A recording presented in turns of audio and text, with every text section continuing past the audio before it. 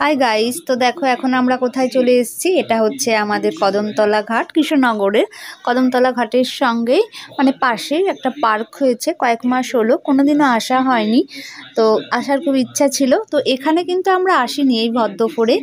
তো আমাদের এই মানে পার্কের পাশেই আমাদের দুয়ারে সরকার বসেছে, তো আমাদের ওখানে বসতে হয়েছিল।